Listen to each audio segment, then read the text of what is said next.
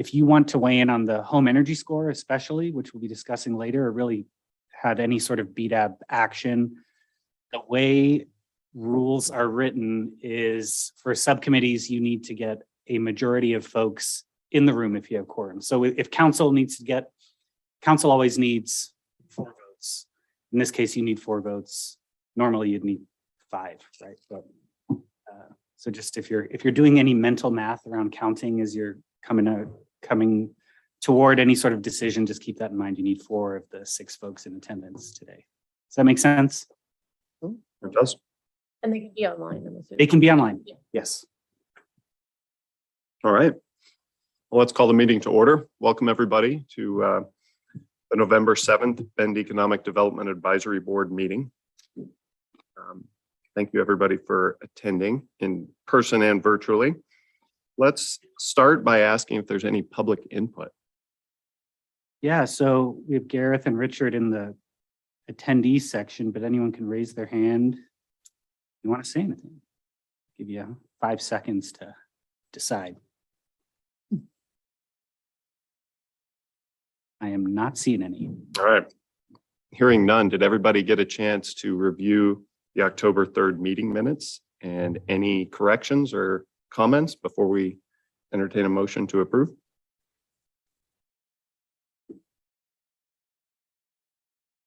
All right.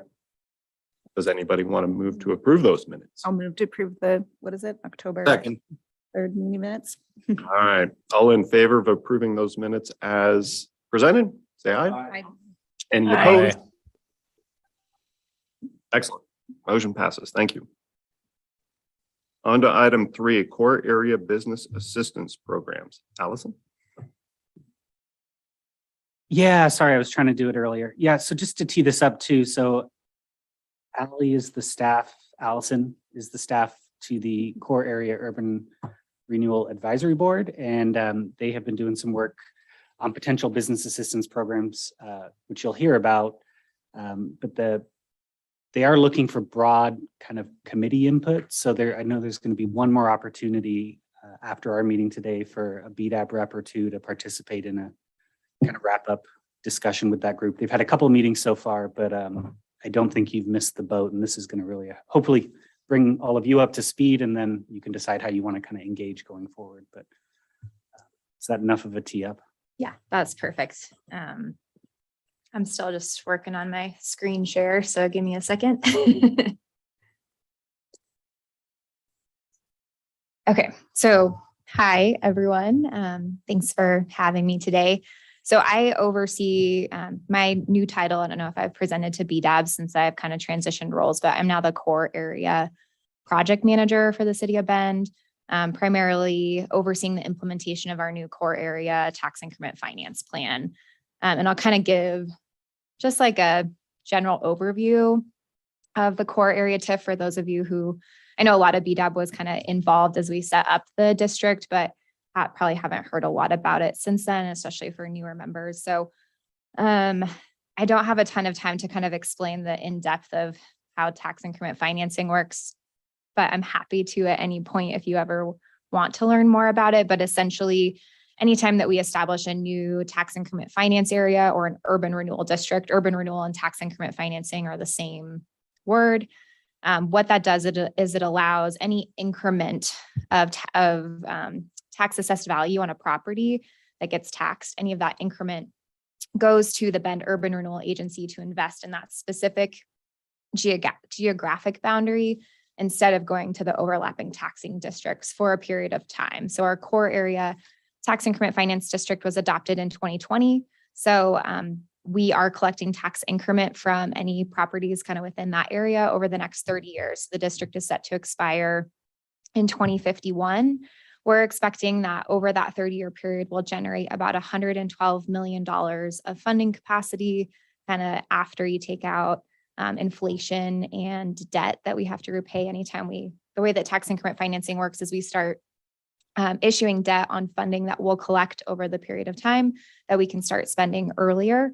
And kind of depending on how much we have available in the bank, translates to kind of how much debt we can actually borrow, as well as a lot of other factors, as I'm sure you're all aware. So this kind of shows the boundary of the TIF district. It's really largely, this is Division Street, kind of the northern end of it. But it's really kind of like Revere Avenue all the way down to Wilson Avenue to the south. And then this portion that I'm kind of pointing to here is 3rd Street. So it follows a lot of 3rd Street as well as US 20 out to 10th Street, or like the Pilot Butte Drive-In. And then it does include kind of the whole portion of mixed use zoning that we increased the zoning allowances for in 2016. So I think Keith, your office is over here in this East Downtown sub area of the district, and also includes the entire kind of Core Pine opportunity area that is now zoned for 6 to 7 story buildings as well. So it's a pretty large district. It's about 637 acres overall. The guiding principles of the area, I don't know if we can move that at all, but it's really to create a place where you can live, work, and play, that it connects East and West Bend, that it's a walkable area, where affordability is preserved, which I think will be one of the hardest guiding principles to implement over time, that this plan leads to direct outcomes, that it's implemented, that public investments incentivize and catalyze private development, that we maintain transparent and open public processes so that those affected by decisions are involved in the decision-making processes.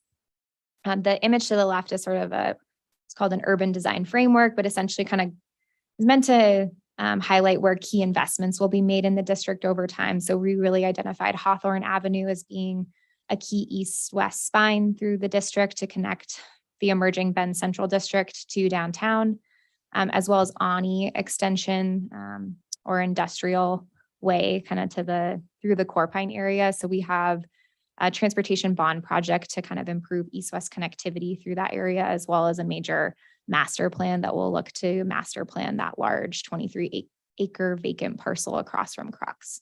So a lot, I think, will happen in the district over the next 30 years, and we're already starting to see a lot more activity and excitement in the district with some big projects kind of in the works or planned. So kind of in this area, we do have a site plan approved for a 312 unit, 7-story building with 18,000 square foot of commercial, which is a really big project for Bend. So we're excited to kind of see that coming into the district. That will be where the current Spoken Moto site is, and developed by the same owners as the box factory.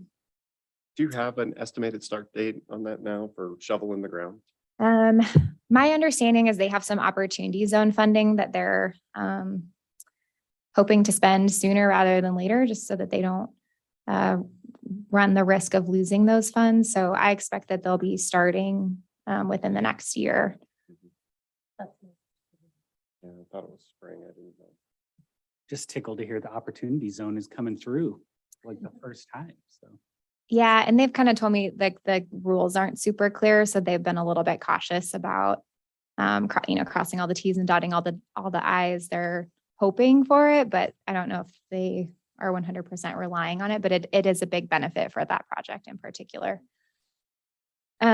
So kind of just to put this conversation in perspective, in the next 5 years, we estimate that we'll have about 10.5 million in funding capacity available to start investing into the core area. So we've been working with the Core Area Advisory Board to determine kind of what are their project priorities for that 10.5 million, knowing that we had about 6 million of that reserved to support improvements at the Midtown crossing. So we just received council direction on kind of where to prioritize those 6 million of Midtown crossing funds. We'll be starting a quick build project on Greenwood, and then really starting a project on Franklin Avenue and Franklin Corridor, starting as early as next year with design, and then reserving the remaining funds for a Hawthorne overcrossing. So that's kind of in coordination with the transportation bond. But the Core Area Advisory Board has really identified 2nd Street corridor, particularly from Greenwood to Franklin Avenue, as a key priority. And I can kind of go back to this graphic here. So, Greenwood Avenue is sort of where Big Story Books is, Colima Market, somewhere that's green plant shop, and then Franklin Avenue to the south. So the 2nd Street corridor would kind of be improvements for, sidewalks, probably some type of bike facility, landscaping. So a nicer facility on 2nd Street between that area. And then that leaves about 2 million available for sort of other needs. And the Core Area Advisory Board has indicated that they like to keep those funds really flexible to opportunities to remove barriers to development. They'd specifically like to help overcome barriers for housing development in the Bend Central District. They see that as a big priority. But they'd also like to kind of kickstart some business assistance programs as well, and probably do like an annual application cycle. So we think we could probably have at least 100,000 available to do a call for projects in 2023, towards the end of 2023. So they've formed a subcommittee that's going to be looking at kind of what does this development partnership program or policy look like, and what are the types of businesses and developments that we'd like to prioritize those funds that would be available for. So I'm going to kind of give just like an overview of some of what that could look like.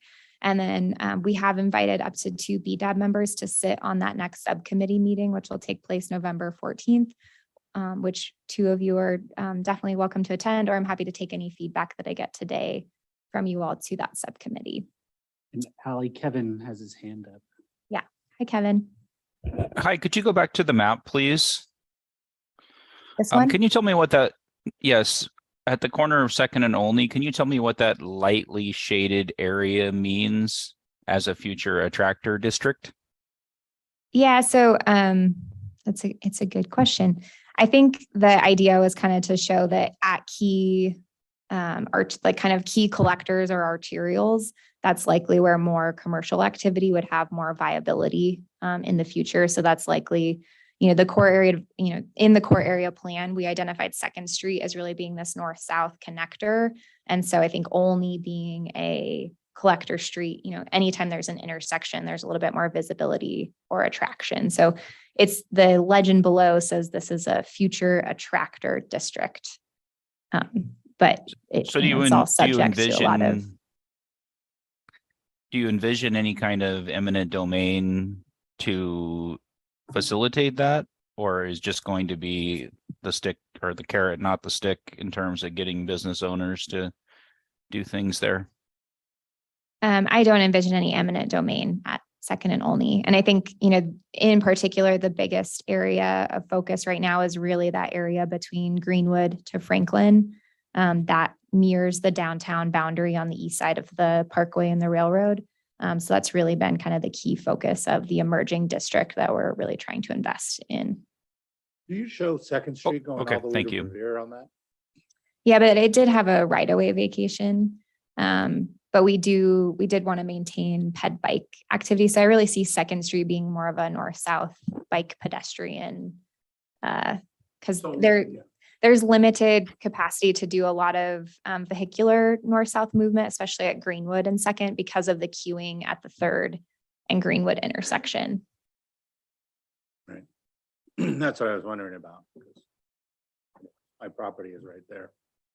And I remember that vacation and I was wondering, like, wait a minute. Yeah, and the developer that got that vacation, it's dependent on a site plan that does preserve a really nice ped bike easement through that right of way. Okay, kind of detailed questions. You guys are really following along. Well, I own one of those corners at Second and Only, so it's pretty important to me. The stakeholder in that area. So kind of what a development partnership is, and this is very cool for a lot of urban renewal agencies to develop programs to assist with development partnership. It's essentially a public funding contribution to a private development to help close a funding gap. And this can be structured in different ways. So a lot of what we're seeing with other cities is they structure these either as development assistance grants or loans, either as one-time assistance or as annual reimbursements. And the annual reimbursements kind of help protect the TIF funding capacity because the amount that we're loaning out is broken up over time. It can also be structured as a business assistant grant loan or even pre-development assistance. So Redmond, for example, offers up to 15 hours of pre-design assistance where you can build urban renewal agency for architectural or design services as you're looking at improvements to your building or business. And then urban renewal agencies also have the ability to partner on land acquisition and or disposition. I wouldn't say that that's the strategy that we're focusing on at this time, but it is available to urban renewal agencies. So the photo on the right is an example of an urban renewal development partnership that is taking place in Redmond in their downtown urban renewal district. So they are partnering on this building that's going to phase development where they're going to improve the bottom of a long vacant downtown business into a kitchenware and specialty food. A kitchenware specialty food tenant will take over that. And then the second phase of the project, they're going to do 8 market rate apartments on the second floor. And the Urban Renewal Agency is helping to do an SDC buy down for those residential units and also a housing loan fund. So they're in total going to offer about $384,000 to this development to move that forward. So as I mentioned before, the Core Area Advisory Board has set up a subcommittee that's developing kind of these draft development partnership programs for the full Core Area Advisory Board to consider. And we did invite up to 2 BDAD members to sit on that. They have met twice already, but their next meeting is going to be focused on businesses. And so if any of you are interested in attending Monday, November 14th from 11 to 12:30 right here in council chambers. So you can connect with Ben or I after the meeting if you're interested, or we can talk about who wants to. Some of the questions that they've been kind of focusing on or grappling with is, what are the priority project types? Who are the priority beneficiaries? Where are the high priority locations in the core area? And then why are the funds needed? So what are the major problems that we're trying to overcome with this assistance program? One in particular that they've brought up is some businesses are triggering kind of minimum development standard review, which can result in pretty significant improvements to the right of way, including pretty wide sidewalks that is becoming a pretty big barrier for especially smaller businesses. Open space event studios is a good example of that, where they'd like to expand their operations to another building that's connected to the old 2nd Street Theater that used to be an auto mechanic shop. But because it's a change of use, it does require sidewalk improvements on a corner lot, which are a little bit cost prohibitive for them at this time.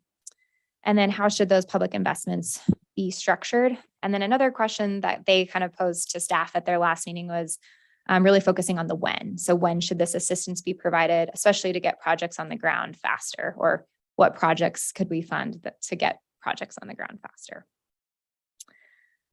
We are going to be launching a survey today or tomorrow to kind of get more input from core area businesses. So we'll be sending this to the Bend Central District Business Association to kind of distribute to get more input on, are there businesses that are interested in making tenant improvements? What type of tenant improvements and how much do they think those would cost? And then what type of access to capital do they have? One thing the advisory board members have kind of noted already is that they're really interested in prioritizing or, scoring businesses that are, minority owned, women owned, or veteran owned that may have less access, historically less access to capital as priority beneficiaries of a program like this. So this survey will kind of help us just get more feedback from existing businesses in the core area. If you have other outlets that you'd like us to distribute this survey to, we're happy to do that as well. So I'll kind of just open it up for discussion. That's kind of where we're at in the process. We'll eventually kind of develop a partnership program where we're likely going to separate it up into 2 pathways. One that's more focused on like larger redevelopment projects, like especially for housing, and then one that's probably like a smaller grant program for small businesses. So that's kind of generally where we're headed, but open to feedback from BDAB on where they see these programs headed. Thank you, Allison. So the 10.5 million in the first 5 years, or the next 5 years, I should say, is that 10.5 million going to be available early in that phase, or is it ongoing? And so we can only commit a certain amount, as time progresses? Yeah, so we have a core area model that kind of models future TIF collections and our debt coverage ratio of when we actually take out loans. We are able to front load a decent amount of it, but we are reserving about 3 million of the Midtown crossings for later on in that 5-year period. And then I think the business assistance program, we're trying to evaluate, what's the maximum we can push towards the early years. I think we could get like close to 1 million within the next 2 to 3 years. So that's generally where we're at, but we're still kind of modeling and refining all of those assumptions. Gotcha. Do the grants so you're talking about kind of prioritizing grants by like a business owner or type. You think there'll also be some priority given to businesses that kind of fit into that vision of that core what am I thinking of? Like the First Street redevelopment, Yeah. what that should look like going forward. Yeah, so I think a lot of the discussion, and this kind of discussion will continue at that November 14th meeting, but last meeting, we talked a lot about, what are the priority projects, right? Or the priority uses. And I think there was a lot of discussion on like businesses that are more customer facing, right? Or that draw in people to the district that stay in the district. So food and beverage, retail, things that are going to kind of attract more of that customer facing versus like an office space. Or, there was even discussion about nonprofits that maybe have more of an attraction, like a museum or something, maybe something that they'd be more supportive of versus a nonprofit that just has their office space there that isn't necessarily drawing a ton of people into the area to stay. Yeah, it seems to me like that's like a good I love seeing those drawings, like the sidewalks are bustling and everyone's out. And then you go down there and it doesn't really look like that yet. Yeah. But it seems like this is like such a good opportunity to like use those funds to accelerate both. Mhm. Yeah, do you have more specific feedback on specific, types of uses that you would want to prioritize those funds with? No, I mean, I think it like would probably be up to the types of businesses that are down there, but like you said, like retail, things that bring people in. I mean, it seems like the vision is for that second downtown type Yeah. feeling and Restaurants. yeah, things that are like drawing people to the area versus office space. I think mixed use. I don't know if my mic's on or if it should be on. Yeah, I think you're good. Okay. Mixed use with, definitely with the commercial below and the living space over, I think you said something about trying to prioritize or help people who want to do the living space. We need apartments down there, I think. And isn't most of that area still, didn't we drop the parking restriction requirements on all of that or most of that district? I don't know. I think that district is maybe bigger than. Yeah, in the Bend Central District, there's a 10,000 square foot exemption per floor of parking. So you could do a lot of building without parking it if you wanted to. So then prioritizing businesses that hopefully are not car, what's the word I'm looking for? Yeah, car centric. Yeah. I was thinking in centric. Never mind. Yeah. That was one of the comments that CAB had at the last meeting too, was to limit these funds to auto-oriented and auto-dependent uses. Kevin has, Or limit these funds away from auto-oriented, sorry. Oh, Kevin.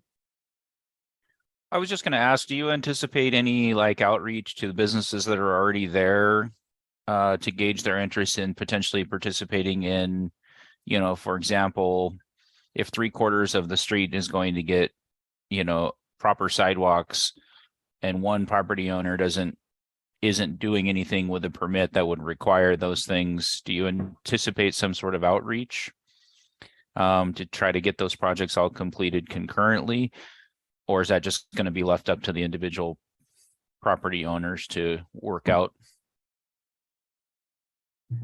I think we're slightly limited in our funding capacity to establish a program where we're like approaching people like, hey, we want to fix your sidewalks, even if you're not moving forward just this early on in the district. I think there are certain priority locations. I really see that, between Greenwood to Franklin Avenue, where those public improvements are sort of more of a priority area. And that's why the board has recommended to prioritize Second Street between Greenwood and Franklin. I kind of see like over time, the city investing more funds towards those streetscape improvements, or trying, if a development comes in and is doing most of the block, trying to offer assistance to finish the full block. But it really does kind of depend on the funding capacity available. We're still a little limited in the early years of the district's lifetime. When's First Street gonna Thank get? you. What? First Street by Miller Lumber. I mean, it's a beautiful street.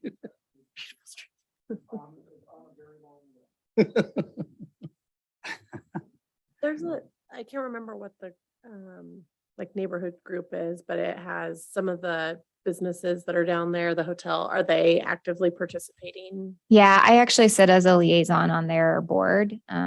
and we'll distribute this business survey to them, but the Bend Central District Business Association. Yeah, I was curious, Keith, do you get their emails? Are you on their list? For the BCD? Yeah. Advisory? No. I think I'm technically not in it.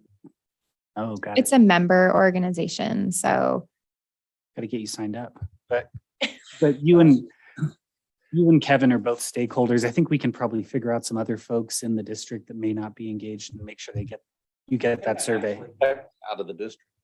The district literally goes around my property where it comes by the old gym. but you're in the core area, just not the Bend Central District. Oh, got it. Okay. I don't know that that makes a difference. But they literally just didn't want me, right? I wasn't here when the BCD boundary was formed. They got Wendy's, but not you, right? Yeah. Hey, Katie, you have your hand raised? Yeah, I just wanted to weigh in.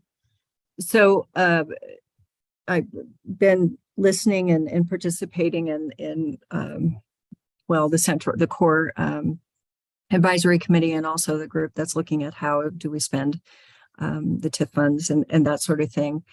And I think that if I were just to give you a little bit of feedback of what I hear from the businesses and just from those conversations in the committee, is a lot of discussion about how do we bring on the first investments, and then how do we take care of the connectivity north to south, like along 2nd Street, et cetera. And then how do we do that equitably and in a way that makes an impact to the most folks? And it's not an easy decision. And then from there, it gets granular of storefront improvements and things like that. And I wanted to bring that up because I think that it's really tough for those businesses in the Central District, as with any area that's an urban renewal area, that the transition time is tough because everybody knows this new wonderful shiny thing is coming, but it's like 2 or 3 years before you even see anything hit the ground. And so where you invest those small amounts for storefront improvements and smaller investments actually matter to create some vitality and keep the businesses healthy as they wait for the transition to happen. And in addition to that, our impact conference is next week, and one of the breakout sessions from the economic keynote is a focus on retail. And we've brought a company in from Vancouver, Washington, that I worked with when I was there, that works with small businesses in transition areas. And they do, we're doing 3, I think. Is that right, Allie? I think 3. It's 3, maybe 4. Yeah. Evaluations, storefront evaluations. And they go in and they just look at aesthetics and lighting and small investments that increase foot traffic.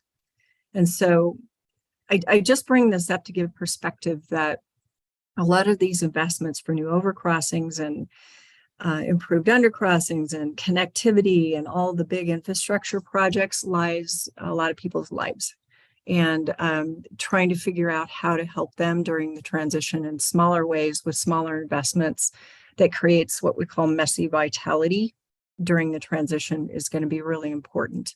And that's why I think these small grants will really make a big difference to those who want to make it through this transition and make something happen sooner rather than later.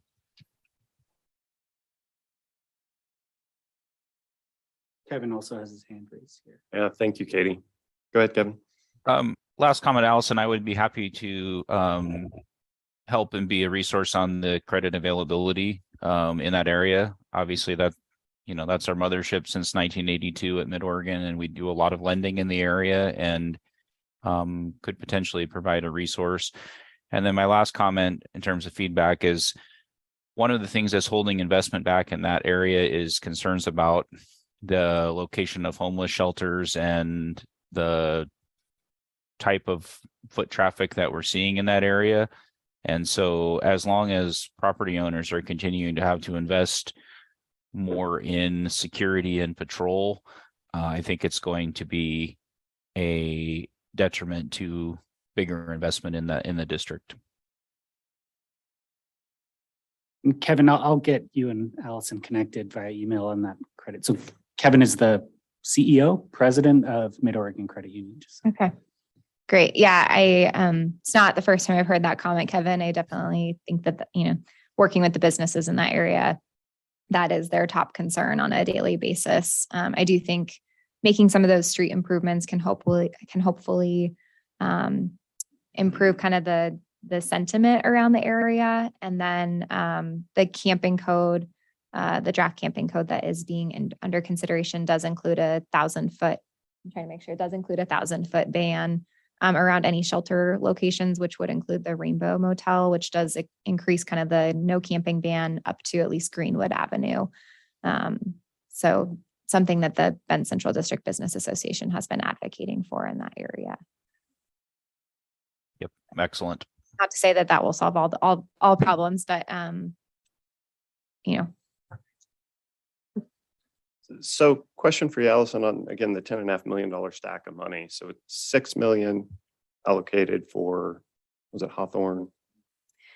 So yeah, it's the way that it's going to kind of work is $3 million will be going towards Franklin Avenue, and then we're reserving another $3 million of core area funds for Hawthorne overcrossing. But there are additional funding sources for those projects that are not from the core area. So I don't have the slide about kind of the total funding allocation, but generally we're looking at kind of investing about 11 million into Franklin Avenue and doing a smaller project at Greenwood in the interim, and then reserving about 10 to 11 million towards Hawthorne Crossing. And we're actively seeking a federal grant for Hawthorne Overcrossing that we'll hear about in February. Gotcha. Well, I guess looking at that $10.5 million stack again, so then 2.5 was scheduled for second. Is that right? Mm-hmm. And so what we're talking about today is really the public investment funds of that $2 million. So a small portion of the 10.5. Exactly. And the 2 million, it might be, 100,000 next year, and it might get a slow start. I guess that the interesting thing is that portion is highly flexible and we could decide where to put it. I think one of the options should be more street improvements, just like we're doing with the other $8.5 million, because I actually think that's the least problematic from a selecting winners and losers standpoint. It's and it just provides huge public benefits. So that's kind of my preference, is it's broader programs like that. And then question, just mechanically how it would work. You referenced an example of a small business that wants to create some upgrades, but their street improvement and sidewalk improvement would be cost prohibitive to do that. So I guess, could that be done on a piecemeal basis and actually provide a good finished product for the city? Or is that also a concern? Because my fear is you end up with time delayed construction projects of these rights of way, and it doesn't end up being a good situation for the city. Yeah, I think something that the core advisory board has been supportive of is a sidewalk in lieu of fee program, or removing sidewalk requirements, especially on streets that they feel like they're going to come in and do a larger corridor project on. So I see like 2nd Street as a good candidate for that, or even Franklin, Greenwood, some of those kind of main streets within the Bend Central District in particular. I could see us moving more towards, the city will come in and do this project later. So move forward with your development, but there is this awkward transition period, right, where you're bringing a development in that does attract more people without the facilities to really maintain or cater to those people. So it's not a policy that we've moved forward quite yet, but we have heard that feedback a lot from the core area advisory board.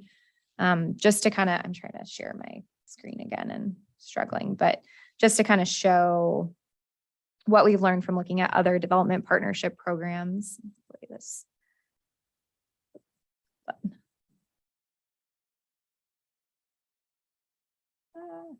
Doesn't like me. Let's try that again. Sorry, the tech issues. But what we've learned from other programs essentially is they kind of structure their assistance in sort of 2 ways. So the kind of more business assistance programs are typically capped at $50,000 max grants with some type of kind of matching requirements. So, you will fund your storefront improvements up to a certain amount, and maybe it's like an 80-20 match. So we'll fund 80% if you put in 20%, but we cap our contribution at 50,000. For some of those larger like housing projects, right, where it could be a $50 million project. The thing that kind of limits assistance is that after a project receives more than $750,000 of assistance, it triggers prevailing wage requirements. And so that's generally kind of built in as a cap for a lot of those urban renewal assistance for larger projects. We'd probably also try to kind of encourage any of that assistance to be for improvements within the public right of way. So, larger project is going to trigger both on and off-site improvements, especially their frontage improvements. So can we kind of structure that partnership to say like, hey, we'll cover, 50% of all of your public improvements. And it's just a direct assistance, or it's broken up into annual reimbursements. So that's kind of mechanically how I think this could function. If that helps kind of provide a little bit more insight into the actual mechanics. So kind of like what Katie was saying about going in and, trying to put some money onto storefronts and things that are existing now to start, so we can start seeing improvements immediately. And then how do you weigh that? I mean, or do you even bother to look at it? Because if you look at a building, you go, well, they want $50,000 to fix up their storefront, but really this thing is ripe for redevelopment. And so it's just going to get torn down in a year and redeveloped into something else. Do we try to make sure the money's being spent on more permanent fixtures and buildings? Or, I mean, I don't know if there's any way Katie may have experience, and she may. Yeah, I think that's a good policy question to bring up as we evaluate this program. Yeah, it seems like we could waste a lot of money just slapping some lipstick on some things and, and, Yeah. And that's a tough call, especially when you're talking about somebody's business, but it is definitely a consideration. And that's one of the reasons why I think, the program that we're bringing in is a really low threshold amount that are aesthetic changes to your storefront window or the lighting of your sign or something like that. Just to add some more interest and foot traffic without a huge amount of investment. But that's always a tough call. Sorry, so this was the slide I was trying to speak to of kind of when we've looked at programs across the state.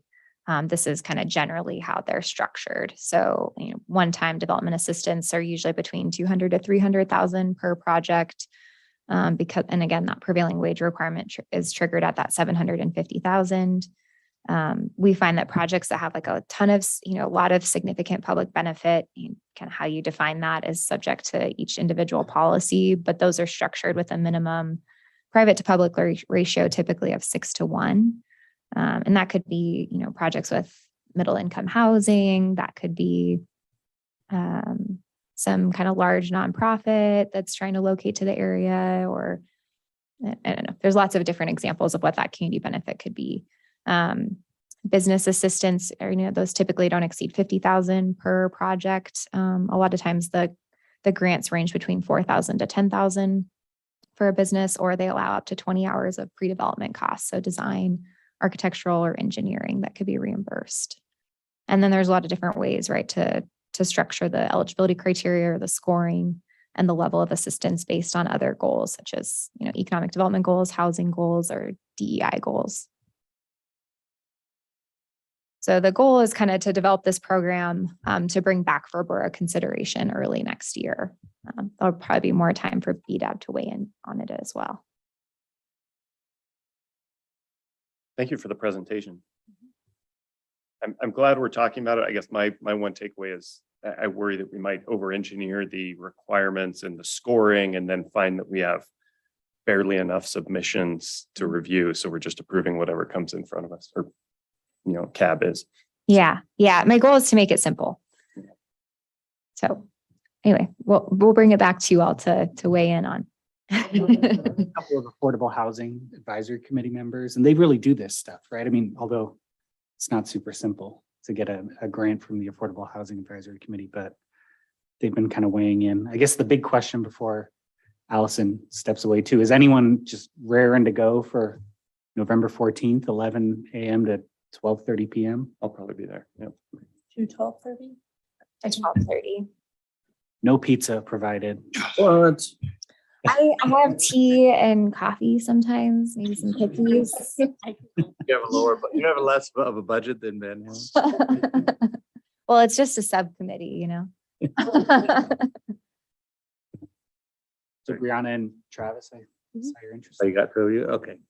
Unless, I mean, Yeah, and because it's a cab subcommittee, the stipends also wouldn't be eligible for you all. It's kind of a voluntary effort, sorry. Yeah, I'm available. If you want, I can do it, or Brianna. Go ahead. I've got a conflict at 1, so I might have had to duck out early anyway. So Perfect. Brianna and Keith, I'll get you the info and we're off and running. 11 to 12:30? 11 to 12:30. Thank you for your time. Yeah, thank you all. all right. Well, economic development strategy, you put it higher on the list today.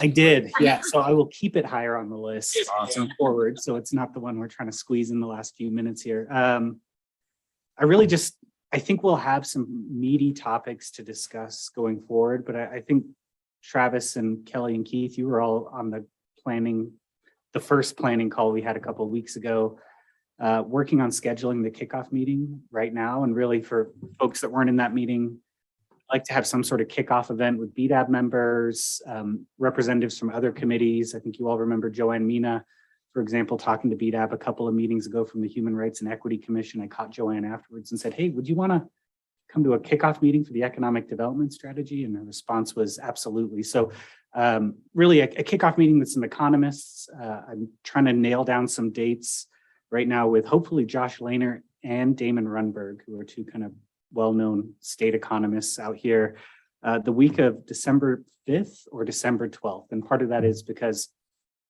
it's a pretty quick turnaround, as Don and I have been talking about, to schedule something in November. And there's some other really big events like the Chamber Impact Summit, which is next week. Right, Katie? And really the thinking is maybe 50 people in the room total. So committee members, invite counselors that want to participate, just talk about what's going on in the economy right now, what's going on with the workforce, get some of the other committee members kind of tied in, and then invite some folks that you all work with in the community on the economic development side that might want to participate as well. And maybe, as we discussed, invite our ex officio members to give some insight after the economic develop or the economists present as well, right, Travis? I think that was part of our conversation. So don't have a date yet, hoping to have a date by the end of this week. But wanted to, one, I'm trying to burn time until 1 when Cassie can join this meeting. But 2, anything I missed, any key things that you all that were on that call a couple of weeks ago would like to kind of discuss here? I think the one key point I want to make too is, although we're looking at early December for this kickoff meeting, we have step 2 is starting to develop these SWOT analyses for different sectors, traded sector. Kevney, I'll be hitting you up about what we can do around hospitality and retail, and then maybe more broadly, just the business community as a whole. I think we can work on those sort of efforts in parallel. We don't need to hold off and wait for a kickoff meeting. This is more kind of the public facing work where we'll get started on the back end stuff separately. How about surveys? Have you fleshed out how you want to go to the public with surveys? That's where I think, well, funnily enough, Ali and I were spending this morning trying to figure out SurveyMonkey and how we could get it to work because our subscription had expired. But yeah, I think my vision, and Katie, I want to reach out to you on this as well, is would have one through EDCO, really focused on traded sector, leverage our relationship with Visit Bend or our partnership with Visit Bend around hospitality. They have an industry newsletter, kind of see what's going on there, because that is a hotel development does use land, right? And then maybe a more general one that we can work with the chamber, use the business registration mailing list to even work with Cascade Business News, who always reprints my newsletters, and kind of do a broader one that way as well. So kind of 3 ones. We'll do kind of 2 targeted ones and a very, very broad one as well. Yeah, if I could suggest one more targeted one for work from home, and I'm wondering how we distribute it. Yeah. Idea. Yeah. We could distribute that through the co-working spaces. Yeah. I could suggest using the chamber as one of the channels for that, and maybe condensing those 2, because the Bend 101 is not just targeted toward remote workforce, but they're definitely one of the audiences we try to get. And we have a growing mailing list for those folks who are attending those meetings. And so we'd be happy to circulate that way as well. And Katie, if you wouldn't mind talking about Bend 101 really quickly in case anyone isn't Oh. familiar. I didn't realize you were getting so many people at these, but Yeah, Bend 101 is for new professionals, reasonably new professionals, although we have quite a variety of folks that show up. We've been getting over 200 people show up to each one of these. We do them quarterly.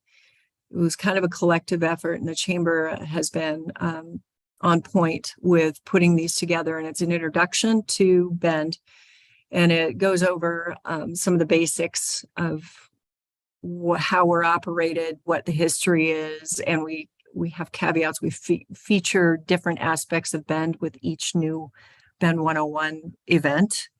And last time we did land use and history and some of the other focuses. And we found a lot of folks that are working in the remote world have been showing up, as well as just some new professional residents as well. And it's consistently been pretty well attended. We're pleased with it. And we use the realtors as to do some assistance with getting the word out to new residents, as well as other networks. But it's been working out pretty well. Yeah, Katie, I don't think I had heard about Bend 101 until one of my brand new hires went with one of my 6-month in hires and their sales director, which actually lives out of town. And the three of them went and raved about it, said it was a Good. wonderful event. Yeah, it's a lot of fun. And Eric King has his own little slot on the show every time, and has this little city song and dance, and it's pretty popular. It's good overview, and people have a good time. It's been effective. That's great. I think like one thing I was excited about from just on the strategy work from that call was we were talking about kind of what is the impact of remote work and like how does it fit into an economic development, and should it even be an economic development? So I'm hoping that's something you're talking about, the economists coming, that like either they could address that, or we had talked about maybe having other panelists that in addition to the economists. Is that still absolutely use the economists? Or yeah, and I think I'm thinking this is a 90-minute event, right? And we did say probably not doing Q&A during the event, trying to just get information and then generating feedback via follow-up survey. But yeah, I think maybe that second or that last half hour, we could kind of carve out maybe 10 minutes for 3 kind of key things that the group has identified, and remote work could be one. But I know Damon can speak to it at some level, but I thought Josh, wasn't he the one that put out that report on how we had the most? I think they've both done a little bit of work on it, right? And they always have these caveats that it's really tough data to get, right? And to quantify, which economists say about everything. But yeah, I think we can work something in there. I think we need a futurist. We do. Yeah. We need somebody who predicts the future. The economists are like accountants. Just look at the past. Well, we got one of those next week at the Impact Conference. Y'all should be there. A futurist? Yes. He was the advisor to the Barack Obama administration on market fluctuations during his administration. He's really great. I'm gonna say we're kind of leaning on all of you to be the futurists. That's the point of you. But yeah, and funnily enough too, Travis had lunch with Councilor Keebler, who was at the venture conference, and she was curious about the economic development strategy, and that was her takeaway too. What's going on with remote work? Where does that fit in? Because I caught her briefly earlier today. So I think you'll have a receptive counsel to any insight as this kind of moves forward too. That's great. I should go through and figure out what percentage of my client base are now remote workers. It's grown.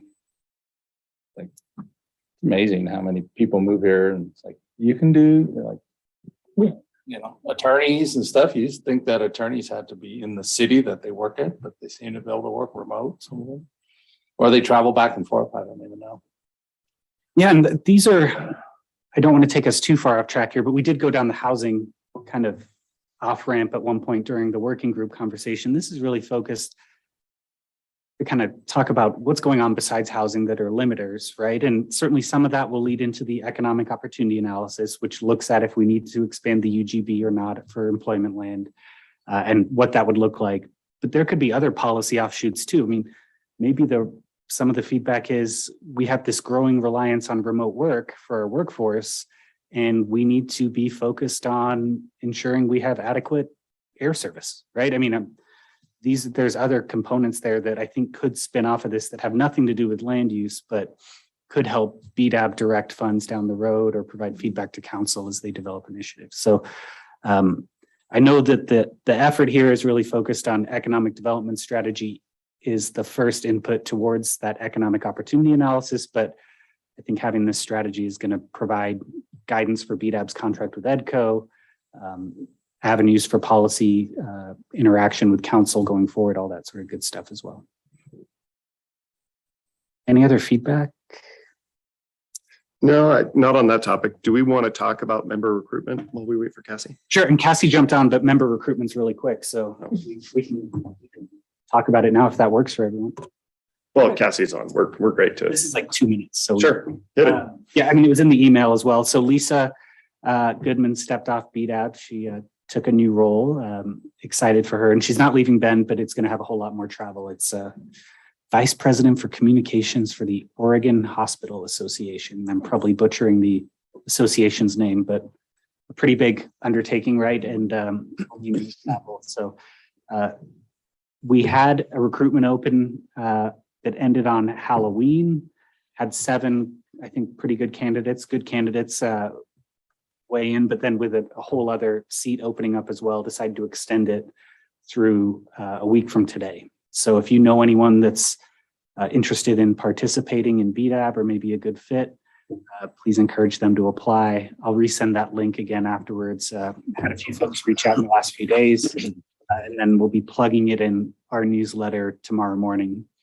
There's also openings on the Budget Committee, maybe the Planning Commission, and Human Rights and Equity Commission. Those are the 4 that have been kind of extended out. We have council is going to have their hands full interviewing candidates December. So enjoy that, Councilor Perkins.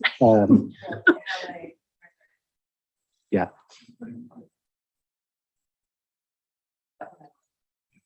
Yeah. So if you know anyone that might be interested, and even if folks apply now, I mean, knowing we have 2 spots open, we're going to have 2 more spots open in 2 or 3 in over the summer as well. I think Travis, Keith, and Kevin all term off at the same time. So I think it's even great to just get folks in that pool so I can reach out to them later and kind of say, hey, if you didn't get in this time, there's still a good shot 6 months down the road. Great. Good deal. All right. Home energy score. Cassie, you're up. Yeah, and we have Neil Bonsgard and Peter Grube here too. I mean, you guys are welcome to sit up here. They're both on the Environment and Climate Committee. Always trying to remember all these acronyms for things. And then Cassie is joining virtually. We've of course talked about the home energy score in the past. The Advocacy Committee discussed it a couple of months ago. But I think council is at least having a work session next week on the Push to December. Yeah. But didn't want BDAB to provide any feedback or really finalize any feedback before actually hearing from the committee and the staff member that are kind of focused on this. So an opportunity to hear about it. The fact that it's been pushed to December means you don't necessarily have to finalize your feedback today if you don't want to, or you don't have to weigh in if you don't want to as well. But just that reminder, you need at least 4 votes to move forward on anything. Okay. Okay, am I sharing my screen? Sorry, I had a couple of Yeah, there. Cassie. Okay, should I get going then? I was just going to start with a presentation, kind of an overview of the program, and then Neil and Peter are there to help answer questions and just contribute to the discussion as well. Am I good to start? Good to go. Okay, thanks. So yeah, for those of you who I haven't met, my name's Cassie Lacey. I'm a senior management analyst in the city manager's office, and I'm the staff liaison to the Environment and Climate Committee. The Home Energy Score program, for anyone who has not who hasn't heard of it before, is an initiative of the Bend Community Climate Action Plan, which is our action plan to reduce greenhouse gas emissions by 40% by 2030 and 70% by 2050, which was adopted by the council in 2019. Our work in the climate action program has shown that greenhouse gas emissions from buildings, especially residential buildings, is our largest kind of bucket of greenhouse gas emissions. And so the Environment and Climate Committee, during this biennium, they were prioritizing different actions from the Community Climate Action Plan to implement during this biennium. And they picked implementing the home energy score because it is one of the best tools that we have to try to get at residential greenhouse gas emissions, especially from existing residential buildings, which is a big piece. So anyway, that's kind of where this program comes from. And a home energy score is a standard home energy assessment that explains the energy efficiency of a home through a replicable and affordable methodology that assesses a home's physical attributes. It contains a numeric score that reflects the energy efficiency rating. And then the score also contains estimated utility costs and suggested measures that the homeowner can take to improve the efficiency of their home. So the main idea behind a home energy score is that it can work like a miles per gallon rating for a vehicle. It provides information about how efficiently a home uses energy to prospective buyers, which can inform their purchase decision. They provide transparency around the efficiency of a home and the ongoing energy costs required to maintain the home, ensuring that homeowners, when they're going to make such a big purchase, can factor the energy costs into account when making that big purchase decision. And the bigger picture hope of an energy score program is that it would lead to a greater investment in voluntary energy efficiency measures in Bend by making the information more readily available and easy to understand, which empowers people to go ahead and make those energy efficiency investments. So this slide shows an example of what a home energy scorecard looks like. So this is the thing that people would actually have to obtain for their home. So on the right side of the screen, you have the front side of the scorecard, which shows the actual score. So this home is a 6 out of 10, and it shows the estimated energy cost of the home for a year. And then on the left side of the screen is the back side of the card, which shows the most important part of this is that at the bottom, it has suggested energy efficiency improvements that have a 10-year payback or less. So kind of like the priority energy efficiency improvements you can make on that home. The Home Energy Score program uses a specific home energy score tool that was developed by the U.S. Department of Energy because they recognized a need. It was developed over a decade ago, and they recognized that there was a need to have a standard assessment tool to easily compare energy use across the housing market across the country. Cities can become partners with the US DOE in order to use these tools to establish policies like the one that's being proposed right now for the city of Bend. And then in Oregon, the Oregon Department of Energy also is a huge proponent of this program, and they support this program so much that for Oregon communities, they have formed a proxy partnership with the US Department of Energy, and the Oregon Department of Energy takes on all the requirements of the partnership on behalf of Oregon cities so that smaller Oregon cities can participate and take advantage of these programs without being subject to some of the requirements that you would normally need to be if you were seeking to join this partnership. The Oregon Department of Energy has also hired Earth Advantage to work statewide to support home energy score programs in Oregon communities by providing some of the services needed to run the program, like assessor training and quality assurance.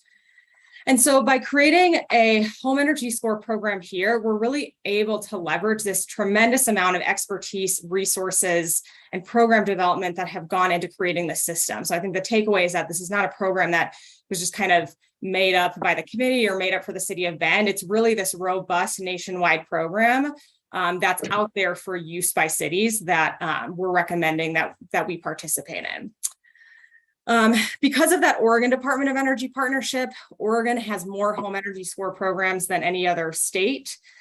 So the cities of Portland, Hillsborough, and Milwaukee all have programs in effect. And there's several other cities across the state that are currently considering them right now. We're working on a proposal. And then elsewhere in the country, Austin, Texas, Minneapolis, Minnesota, and Berkeley, California, all have home energy score programs in place. There have been a few studies in the last few years that have attempted to measure the effectiveness of these programs.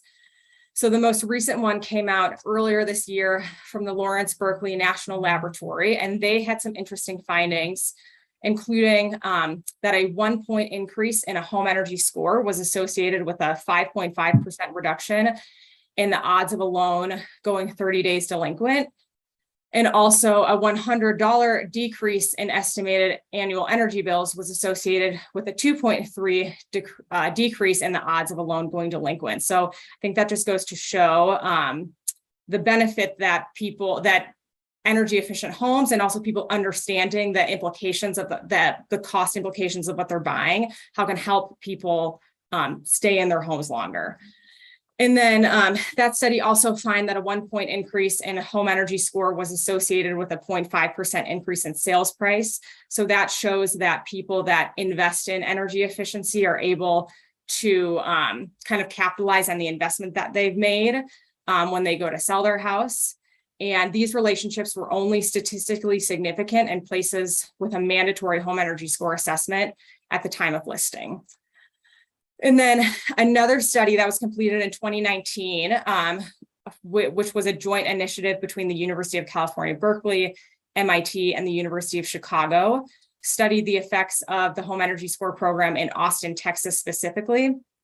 And they found that requiring home energy scores increased price capitalization of energy efficiency and also encouraged energy savings, investments in energy savings projects. So some similar findings to the Lawrence study.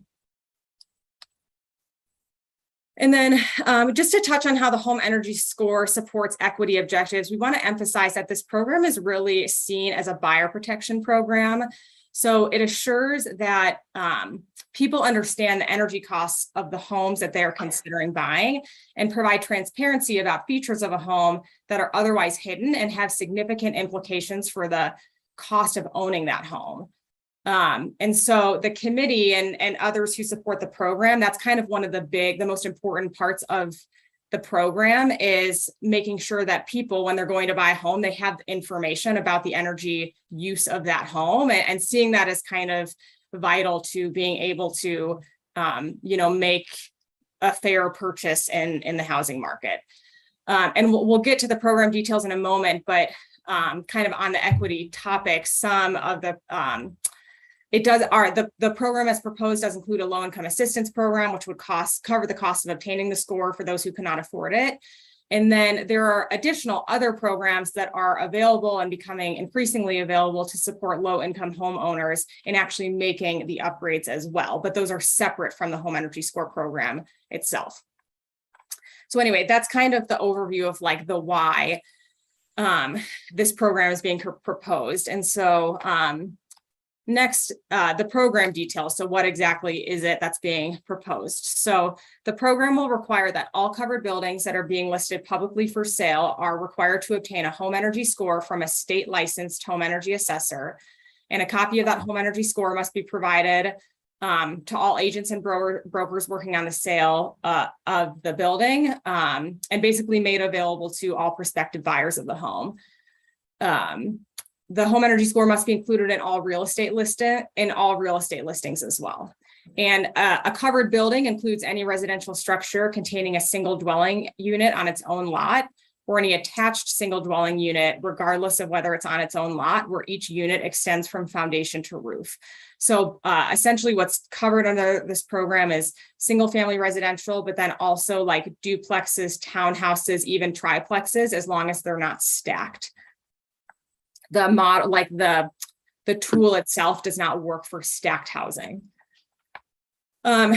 There are a couple of limited exemptions from the program. Generally speaking, the categories of homes that are exempt include sales that occur through involuntary change of titles, And then homes that where significant financial hardship is indicated, such as a trustee sale or a deed in lieu of foreclosure sale. And in the code itself, we have a specific list of what qualifies under that exemption. The city will provide, will cover the cost to the seller of the home for the cost of obtaining the home energy score if the seller has been deemed eligible to participate in the low income assistance program. The intent is to structure that low income assistance program as low barrier as possible. So the vision is to how it works in other communities is that the city actually forms a partnership with an assessor who goes and performs the assessments for the low income households. And then the city pays that assessor directly. So that way the low income home seller who needs to obtain the home energy score can just get the score. It doesn't need to front the money or anything like that. So ideally we can set up something similar in this community. And then there is for new construction and new construction where there are many identical buildings kind of built at the same time, there is an easier pathway to get a score through something called a pre-construction assessment, where the home energy assessor can review the construction documents to get all the information needed. And so in that way, with someone building a new home is able to get the home energy score before the home is complete, so they can, since they're typically selling those homes before they're all the way complete. And then in the case of where you have a subdivision of many identical homes that are kind of all being built at the same time, using that new construction pathway, the builder can, the assessor can replicate the scores as long as all the parameters are the same. So if they have the exact same floor plan and all of the same features of the home, the assessor can just replicate that score because all the information is the same, so that a builder has to get a score for each of those homes, but it's like kind of with a click of a button, you can get as many as you need as long as they're the same home. So that makes it a little bit more streamlined and a little bit cheaper for builders when they're doing it kind of en masse. There are several platforms across the country which host the home energy score, which host energy scores, and our region is served by something called the Green Building Registry, which is owned and operated by Earth Advantage. Once a home energy score assessment is complete, the score gets uploaded automatically to the Green Building Registry, which is a public database. And then any address can be searched to access the information about the home energy score. And that database can be used in partnership with the local multiple listing service to auto-populate the real estate listing, or at least to populate it with a click of a button, if the MLS allows it to do so.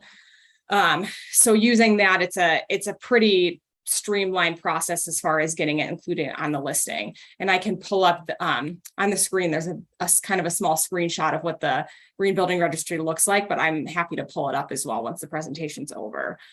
If people would like to see kind of what it looks like in real time. And then the program is proposed as using a proactive enforcement model that would really heavily emphasize education. So the goal of the program is to get as many homes with scores as possible. The goal is not to issue fees for non-compliance. So the vision for program management is that there would be a staff person who is doing enforcement. And when they find homes that are out of compliance, they would actually work to help people who are out of compliance come into compliance by providing them any resources and information they need in order to go ahead and get that score. They will provide a 15-day grace period in order to obtain the score before it's considered a code violation. So only after that 15 days and after you've been contacted and helped by the city staff person, if the seller fails to get a score, then it would be referred to code enforcement. And from there, it's treated like a standard code violation. So with our standard code violations, there's an additional 30-day kind of grace period. So the time period before anyone could even potentially receive a fine is quite long, like 45 days or longer. So like I said, we don't actually anticipate issuing fees, like penalties for this program. That's definitely not the point. So as far as what program management looks like for the city, like what will the city need to be doing on an ongoing basis to support this program? It's primarily identifying those homes that are out of compliance and then providing them with the resources and information to come into compliance. And then just the other kind of information, educational things like hosting a web page with the program information, providing a point of contact for program questions, and then monitoring the program overall. So the city does not get involved with the act of obtaining the scores. That happens all in the private marketplace. And the city's role is really to just do that education and encourage people to get the scores. And I think that is, that's the overview of the program. So I guess we'll turn it over. Well, first I'll ask Neil and Peter if you guys have anything you'd like to add for the committee.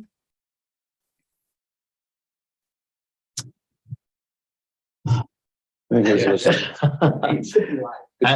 it's good. I think we're mostly, we're mostly here just to like have the three of us. So Cassie, who was really involved in the ordinance writing, both of us have been involved in this kind of over a longer period of time, just to be here to answer questions, clarify anything that comes up, because I think it's hard even with provided documents to know, like, how is this question being addressed? How is this concern? What concern did you hear from these groups? How is it being addressed? How is it working in other communities? I think that's our main goal of being here, is to help kind of provide more of a straightforward information conduit. I have lots of questions. Okay, great. I have a few as well. Don't we all? Well, first of all, so the surveys, you showed the surveys, the studies that were done in Austin and the Lawrence study or whatever, did they do a cost analysis study to see if sellers were making money or losing money? I did see where the one line where it said, 0.5% higher listing rate or whatever, but it's $5,000 on $1 million home. And I'm sure $1 million home costs way more than $5,000 to do all these improvements to. So I don't know why anyone would ever do it unless they were forced to get a score.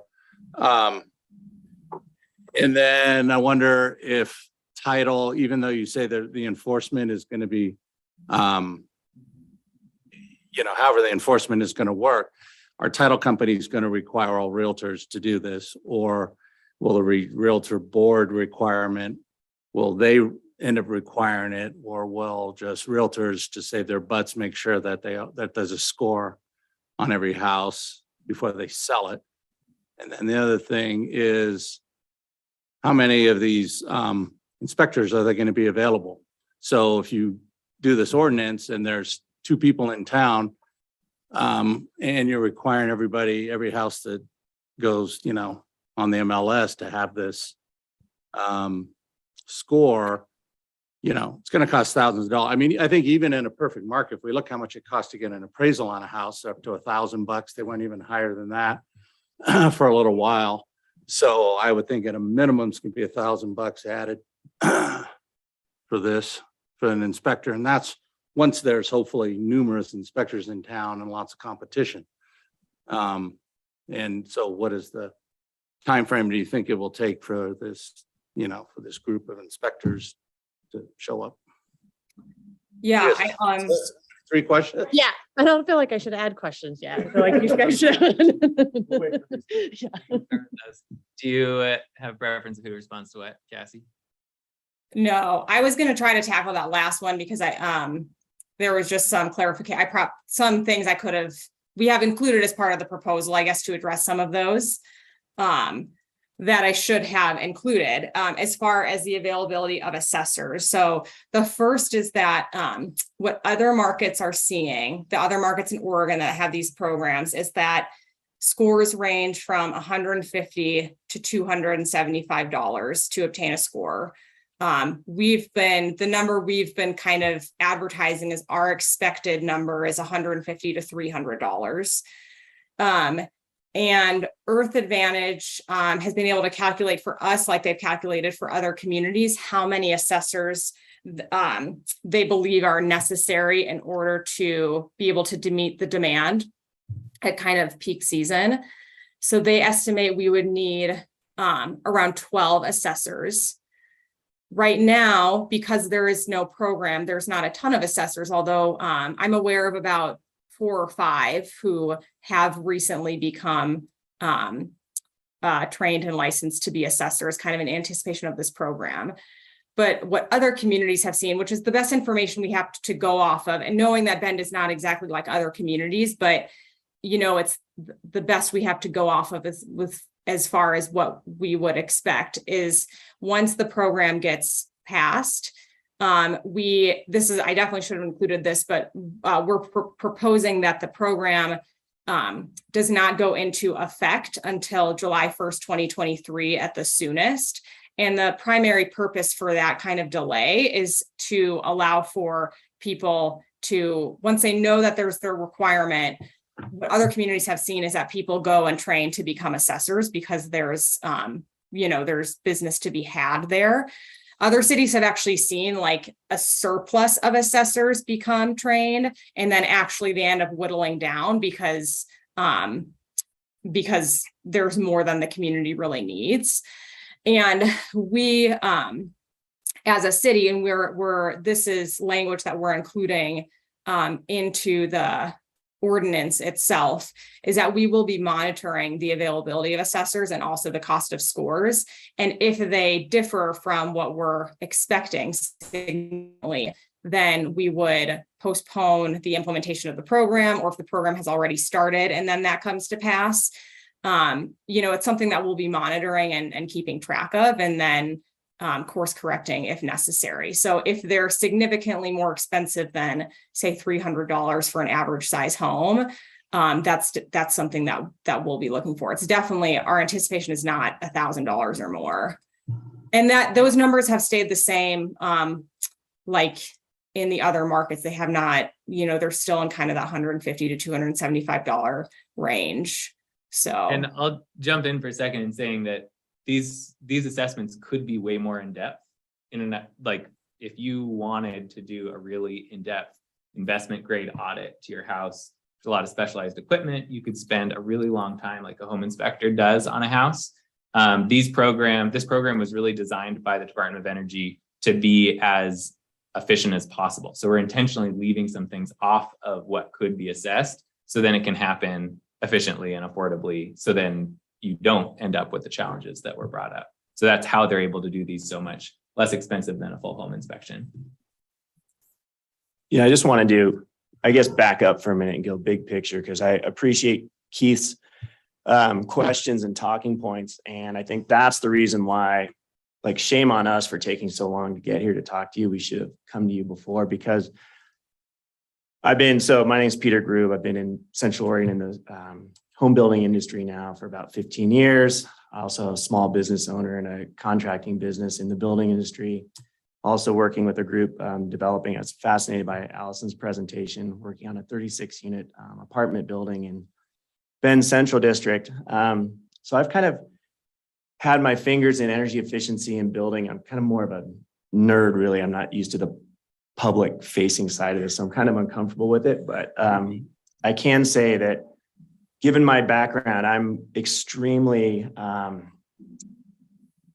enthusiastic and proud for the city of Bend to advocate for and promote and implement the home energy score. And it's exactly the concerns that Keith's raised is why we should have been here a long time ago, because these concerns have existed for about 5 years and have been the talking points. We've seen them pushed out. What's frustrating to me is we have good information to address these concerns. And I've personally tried to reach out to groups that have these concerns and present the information to mitigate and alleviate and say, yeah, those would be concerns, but we have a ton of evidence and experience in real life results to say that's not how it happens. So big picture, we should be here talking, because the fact that we're still having some of these concerns, like what's the cost of a program, is poor communication on the part of our committee. We've been investigating, researching, digging through this for 2 years now. So we can speak to that really well.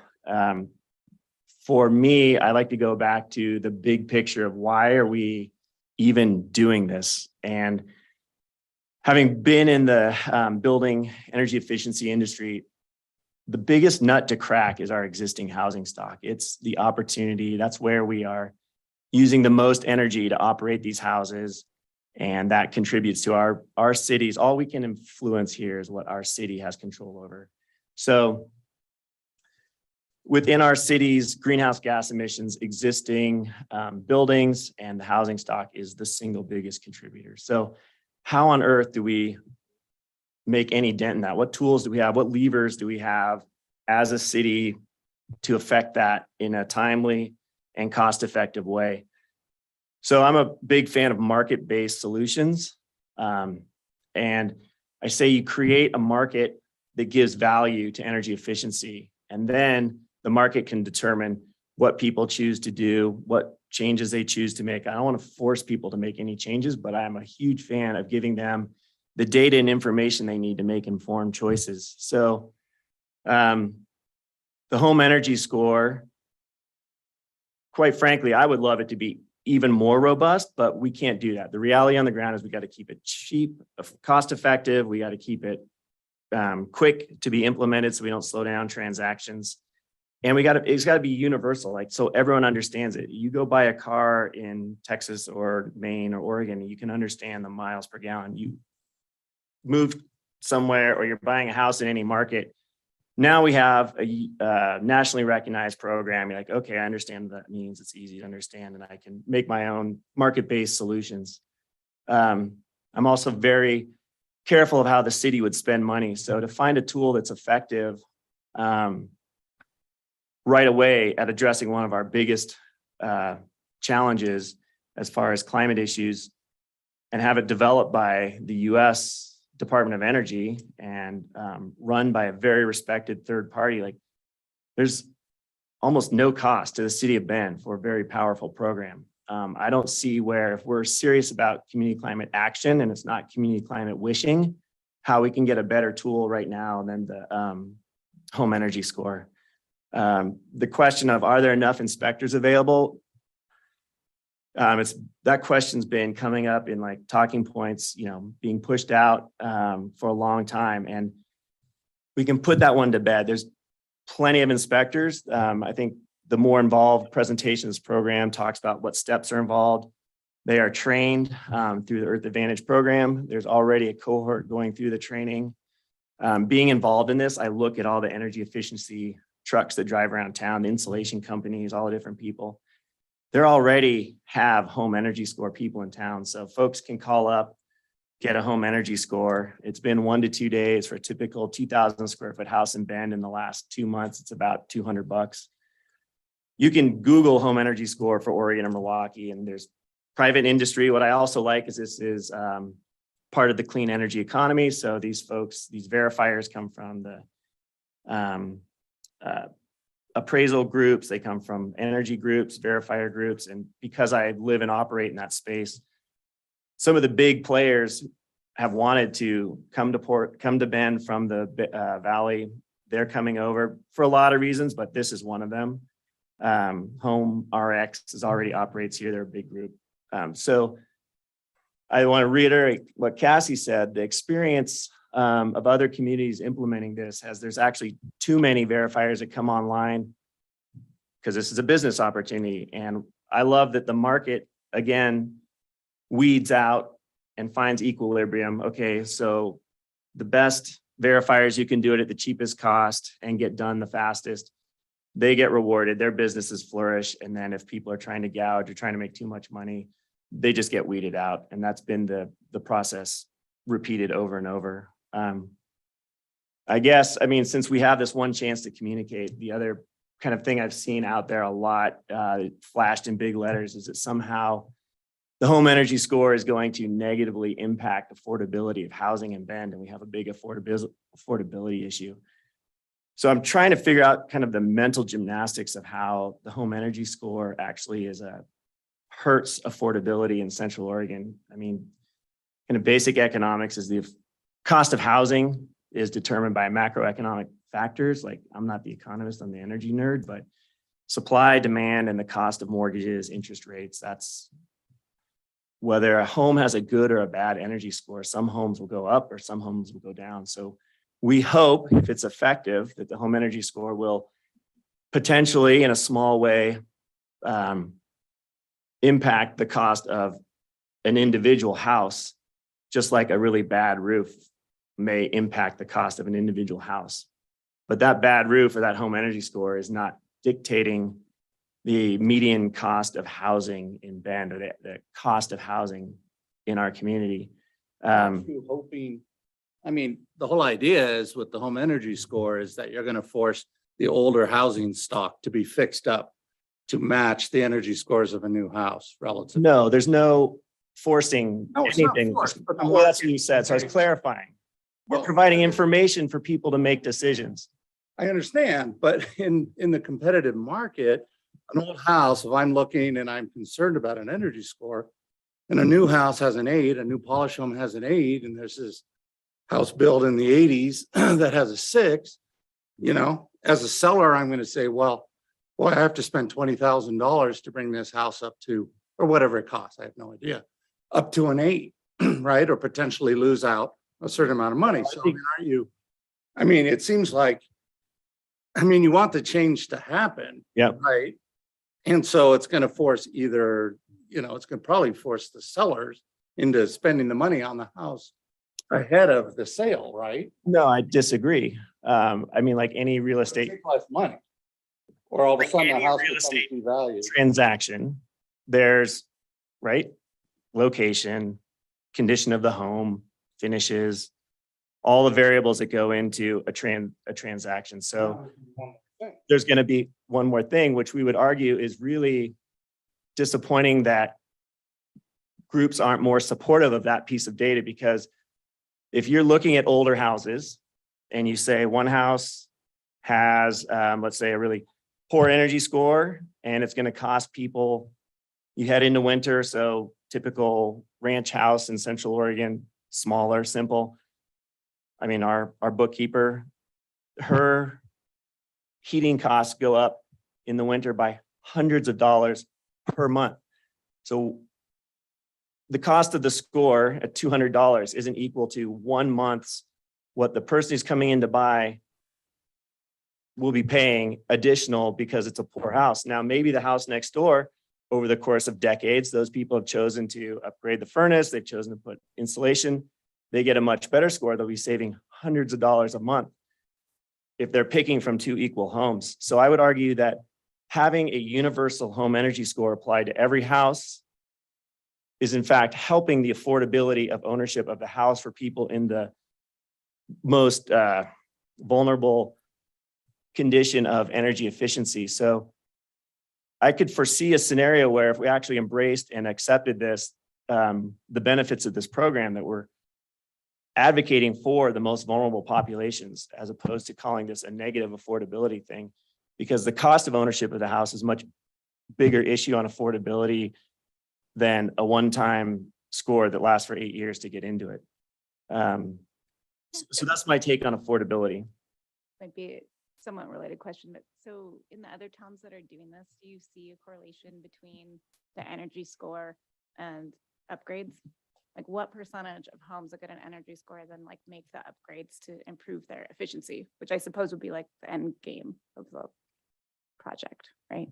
Yeah, it's definitely one of the goals of the program, or I guess the main goal of the program is improving the building stock, Yeah. but also highlighting and making it possible that people don't purchase a house that they don't realize is going to cost them way more, because that's a big affordability and livability challenge. Mhm. I know that we submitted documentation as a part of our package about the actual impact on improvements, but I don't have those numbers in front of me, but we can definitely follow up with those. So the impacts that they've found from, I think, at least the Portland program, and Cassie, jump in if you have that information available, Mhm. but the impact is really recognizing there's a subset of people that are going to, when they're thinking about selling a house, they're going to consider these upgrades. And really right now, and if you talk to any realtor right now, you say, hey, I have $10,000 to throw into my house before I sell it. What's going to give me the best bang for my buck? They'll never they'll never include an energy efficiency upgrade right now. Even if it was a highly subsidized insulation project, it's just not part of the transaction process. So there's most of the work that gets done on a house is done either in kind of the tail end of ownership before somebody sells a house, or in the first couple of years of somebody moving in. And so what this can do is it's providing that information on the score. It actually provides for that specific house what the most cost-effective energy efficiency upgrades are going to be. So somebody doesn't kind of fall into a mailer that came, and I'm not going to pick on a specific industry, but sometimes what people think is going to be the best energy efficiency upgrade is maybe more of a comfort or aesthetic upgrade that costs way more than the energy return is going to be. So you look at what I just bought a house that has older windows. I looked at it, a window upgrade. And if I looked at that as my only piece of information, I would have said, oh man, I can't do any affordability, or I can't do any efficiency programs because it's going to cost, if that's $20,000, I can't imagine what else is on there. So the cost-effective upgrades and what your house would perform after those upgrades happen is a really powerful piece of the score. So it's kind of highlighting that information to help try to tie it into other programs. And the actual uptake of that is, there was really good information that was shared by when we had our listening sessions with the Earth Advantage rep. I just don't have those numbers in front of me. I think that's a good information, because that was one of my first questions, is the information of basically reducing our energy footprint versus the payback to making housing affordable. And the way that I heard those two things, they didn't seem like the same objective. I mean, granted, two benefits or could be two benefits. So understanding what things are trying, like, I can see how they both play into it, but being clear on the messaging so that it is understandable what is trying to be achieved by the program.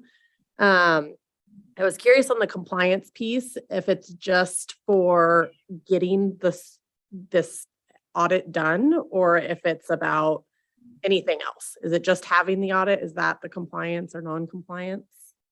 Yeah. I'll let Casey answer it specifically because she knows the language, but Okay. Yeah, the requirement is just that you have to have a scorecard, and that's it. There's no requirement about what you do with that. You have to have it, and it needs to be included in the listing. And if there was repeated sales, does that audit, if nothing's done, transfer over? And if you've done upgrades, can you revise your audit without doing a totally new one? yeah, so the first question is a score is good for 7 years. So if a house sells multiple times, you can use that same score. It's good for 7 years. If you did upgrades, most people would want to get that updated.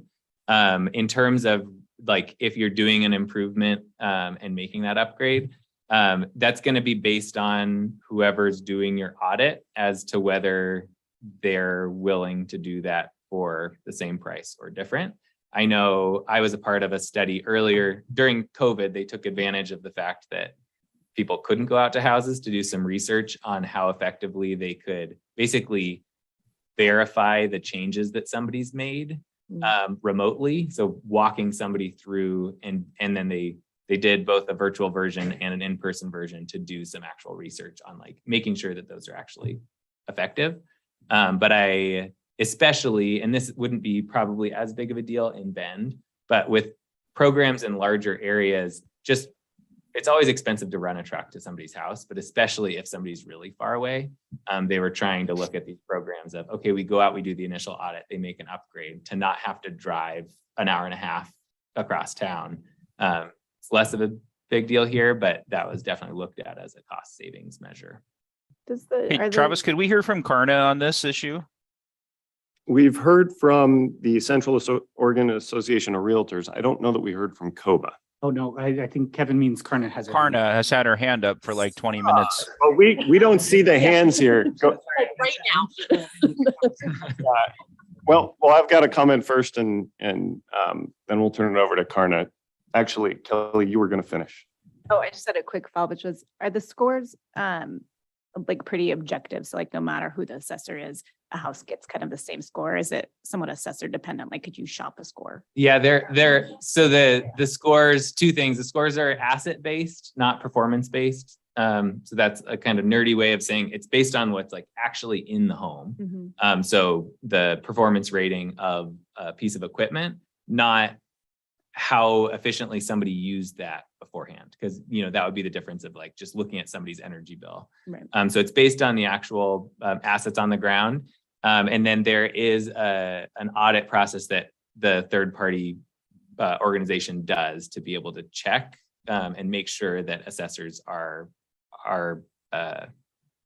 being consistent and are applying the tool All consistently. managed through Energy Trust, correct? Earth Advantage. Earth Advantage, sorry, I said the wrong one, but yes, which we've used them for other programs and they are pretty, I mean, I think that's a fairly reputable company to use for this type of thing, but good, good clarifications.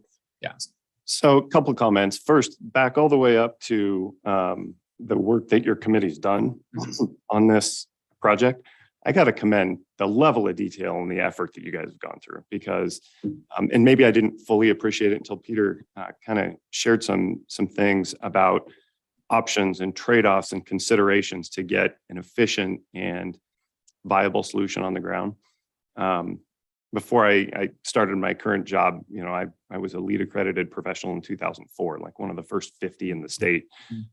So I've done a lot of work in the energy and environmental space, and a lot of it's fluff and a lot of it's doesn't have a lot of meat behind it. But I think you guys have struck a really good balance. I want to consider a couple things. I do think every extra $100 on a house leads to less affordability. So every extra cost and every extra administrative burden does need to be considered. I also think that when we're putting an obstacle in the way to a house sale, whether it be timing or one more checkbox, we should do so with eyes wide open that we're creating an extra administrative hurdle. That said, I think you guys have done a good job lessening what this could be, how onerous this could be on buyers and sellers. One thing I haven't heard, and Cassie, this may be the first time it hit me in a presentation you gave, is how much staff time is devoted to administering this program, because there's a fair amount of tasks that land on staff. Do we have a cost for administering the program per year, or maybe in the first 5 years? So it's a quarter to a half FTE. And then the only other cost, so that's the main cost, is just that portion of a staff person. And then the only additional cost is like covering the low income assistance program, which is expected to be $10,000 or less. And as far as, so it depends, we haven't fully scoped out that role. So we don't know exactly at what, level that would be hired to know the exact salary amount. But the other thing is that the amount of enforcement can be scaled. So like what other cities have seen is like some other cities are reviewing every single listing because that's how they would like to do it. And they're also finding they can, like Hillsborough is reviewing every single listing, and it takes one staff person about 2 hours per day to do that. It's really just not like, it sounds like kind of a lot, but it's really not once you have a system. It's like a quick scan. We've talked about, ideally there would be ways that you could even kind of automate some of that checking itself, and then you send information out. But what other cities, if they just don't have the capacity internally to check every single listing, they're checking like 20% a day or something. So I share that to say the amount of enforcement can be scaled to the resources that we have. Okay. Thank you for that. And then I guess the last comment I have, and I want Karna to go next. Peter, as a builder, you'll understand the way we are looking at this is, even if it's half an FTE or a quarter FTE, could that half or quarter FTE be put to better use in the permit side? Because it's somewhat of a similar job, and boy, could we kick out permits sooner and stick with a voluntary program that doesn't take a half or a quarter FTE. So that's the kind of what we would be weighing there. Do you have any thoughts on that? Yeah, I mean, kicking out permits faster and addressing the, greenhouse gas emissions of the existing housing stock would, hopefully we have enough resources and ingenuity to be able to address both of those issues at the same time, because you're really attacking two different problems there. Right, but the same city dollars attack firefighting and city streets and homeless services. So, I mean, we've got to make those decisions as a city every day. Yeah. I guess what sort of like just hearing the presentation and some of the different comments leading up to where we are today, because this topic has come up before, is just, and even the comment earlier of being futuristic. I don't think this is a problem that we're talking about solving like this is not an immediate problem. This will be what our children experience and the homes that they have and how you continually like build a better future. So I think it's a different kind of problem to solve when we're talking about energy and how do we make our environment and the places that we live better. And so I think the statistics and how they get used and how over time that could improve better buildings, I think that's a small cost to pay in the scheme of things when you're talking about breaking it down to individual homeowners and buyers and sellers to have a community that is more environmentally friendly. If what I understood this first statistic to be was that this is the biggest impact that we can make by addressing single family homes. If that's the true stat, I mean, obviously there's a lots of energy things, but City did a kind of a study of the different areas where our greenhouse gas emissions are coming from. So transportation, industrial. So that's all in the report out from that. And I think kind of tying into all the points you made, and Keith was exactly right earlier. Current new homes being built in Bend are quite good. Yeah. So what the nut we've been trying to crack here is the existing housing stock, and how do you approach that at a time that makes sense? It's really hard when someone's living in a home. So at a point when the house is transitioning is the perfect time. And the most affordable way to make energy efficiency upgrades is when you're making cosmetic upgrades anyway, because you're already into the house. So from my background, it's a really pragmatic, practical way to address the existing housing stock. The new homes that are out there are definitely going to, on average, score much better because they are built to better code, like our early housing stock here, up through even, I mean, when was code in Oregon or Bend was 70 something that we've got our first building code, 79, I think. So that's really the nut that we're cracking. Those houses are on average, older homes will have lower scores unless people have, through their own, whatever, they want better comfort, they want to lower their cost, they've done something on their own. Then that's where a universal energy score would create transparency and say, hey, these two houses, this older house has done a lot of work to it. Neil's done a lot of work to his older home. Like, great, now I can make an informed decision on these two houses. And it's not universally true that an older home is gonna, not a completely linear relationship between age and performance of a house. Also with size, right? So the score is based on energy use per square foot. So that 1 through 10 is going to be independent of the size of the house, but your estimated energy costs are not. That's based on the actual house. And so that is an important consideration that I think sometimes gets lost in the conversation too, of looking at a maybe more budget-friendly house. Then you look at another house that's maybe 50% more square footage. It might have a slightly higher score, but you're going to actually see what the cost impact of that is. So I think that's another kind of balancing impact. I mean, it is going to affect affordability. I mean, I think it's all naive to think it wouldn't. Well, so hold on, guys. Let's let. Okay, Karna. We could talk in the theme all day. Karna, go ahead. Okay, thank you. We have asked that current builders be exempt from the program or get an automatic score, given the fact that they're building to the current statewide building code.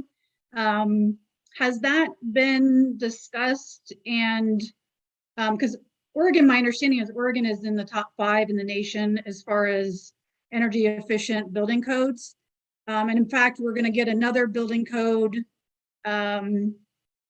with more energy efficiency in the next 18 months. The state's going to be rolling out a new one. So it doesn't seem to me like it's, and you admittedly said that you're trying to go after the older housing stock and not the new ones. So, and if a builder really wanted to get a home energy score, because say they built to the LEED certification, they can get a Earth Advantage LEED test, which I think I understand those are about $1,500 to get those LEED certifications. So I guess I'm wondering why we're even including current new buildings in this code process. And there's a certain concern that we have about stigmatizing, naturally occurring affordable housing. If an existing house has to be sold in order to purchase a new one, there's a certain stigma that's going to go along with a number 4 energy score, and they're going to have to possibly lower their prices to compete. So those are some of our concerns that we've mentioned. Of course, we would obviously prefer it to be not mandatory as well. So those are my thoughts. Yeah, I can address both of those. So the question of new construction and how it fits into the home energy score was a question both through conversations with COBA and just broadly looking at, we're looking at buildings, we're looking at energy use, we're looking at energy affordability, we're looking at all these pieces.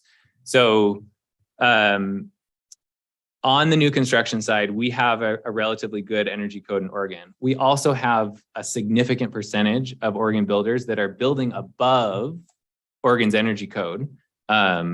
And they're able to do that through energy trust incentives and other places. We actually have really good numbers on, and I don't know, don't quote this number, 30% or 40% of builders are building above the base energy code. So just to give a rough idea, but non-quotable number.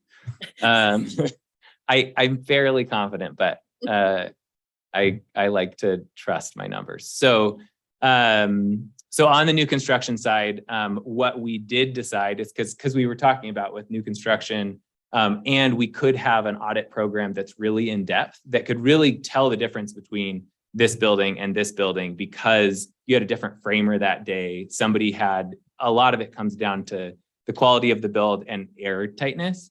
This test has decided that that's too much of a burden on the assessment program, so we're not measuring that. So you're not going to see a significant difference between houses that have the same floor plan.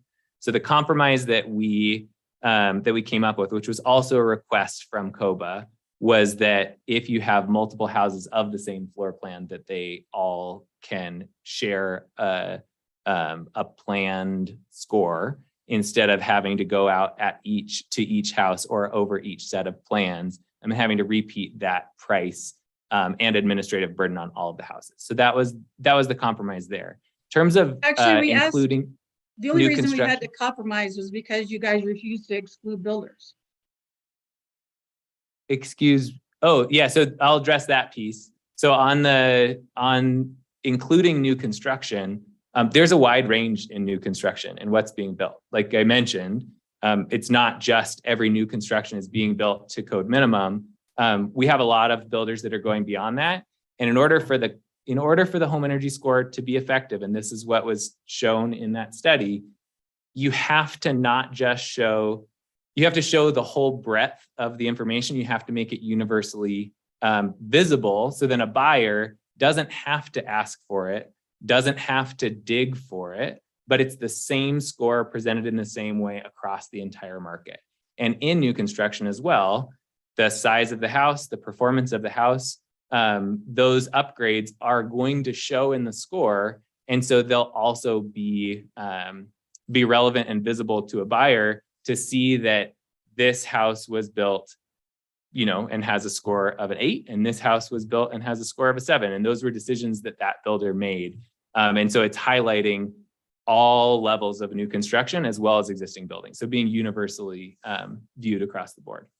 I just want to address one thing. I just heard from my counterpart that we actually didn't request that stuff on the building. That hasn't come from us.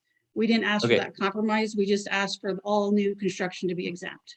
I think it might not have been an official request. It was I'm remembering a conversation with a board member. So maybe that's not right to quote as a direct request from COBA, but that was a conversation I had with a board member Okay, well, I that just had want to make asked sure for the that. facts are. I'm sorry. We also know that there are, neighborhoods and subdivisions which would require an Earth Advantage certification. So a new home built there would have potentially different score than a new home that's built to code. So I think the whole advantage and benefit from this program comes from it being universal across every house, whether new in a certain neighborhood here or there, or old or updated or not updated. So the universality of it is what gives it its power and usefulness. The stigma piece I've also found is coming up a lot, and I hear it put out in the context of stigma towards older or more affordable houses. So I've been in this kind of public lightning rod role for 2 years now. And what's funny is the people who have chewed my ear about this whole, I might get a low home energy score and it might affect my sales price of my house. There've been people who have like $1, $2, $3 million homes. So it's actually the other end of the spectrum being concerned about their stigmatizing their multi-million-dollar home because they said, well, we have it's specific person I know and I'm talking about, and they're like, hey, we have a beautiful house, but we know it's not very energy efficient.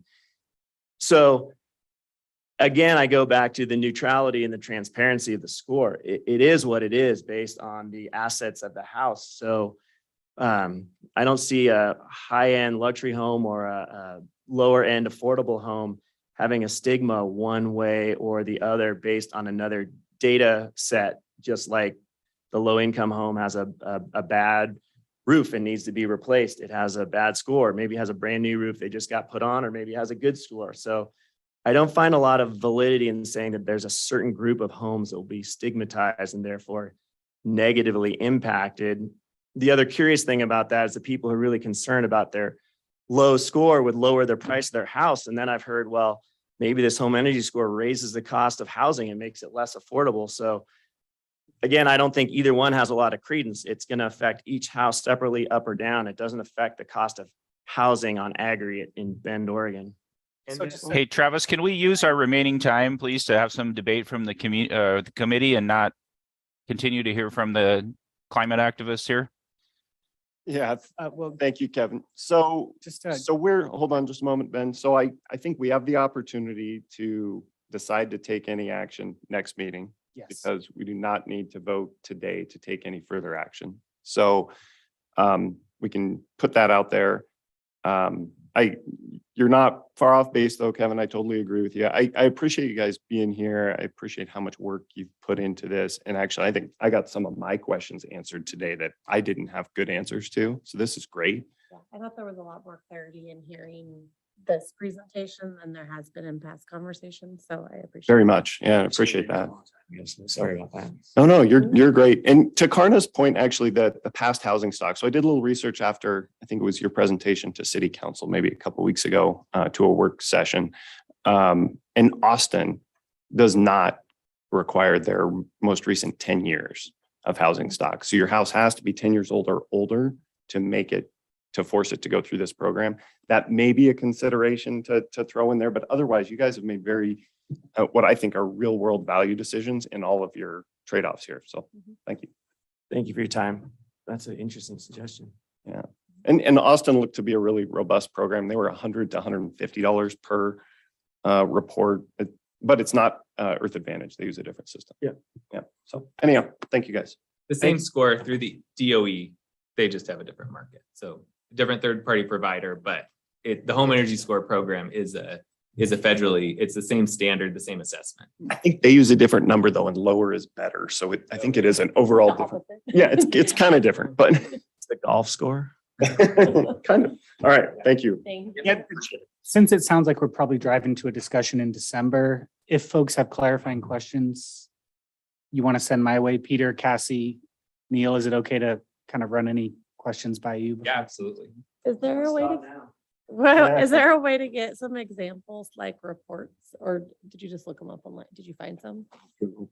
Okay. And there was some that showed like different houses. And I what was they kind of wondering out, there was that data point in the report that said how the energy score raises price, like impacts purchase price going up, right? But was that the 1.5%?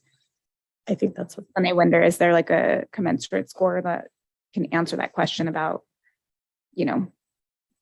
houses with lower scores? Yeah, if one thing goes up, something else is going down. That's what I just wondering. I mean, maybe it doesn't have an effect and they've seen that. And so, or maybe it does, but that might be available. Are there any hands up with our virtual participants? Because we're winding down to the last minutes. Anything? speaking of which, Ben, your clock is an hour behind. I just about had a panic attack. Yeah. Does anybody have any comments on this or anything else for the good of the order before we adjourn? I look forward to bringing this up at our next meeting. Bring up questions in between. Let's get some more data. Send them my way. All right, hearing none. Thanks, everybody. That's all. Have a good week.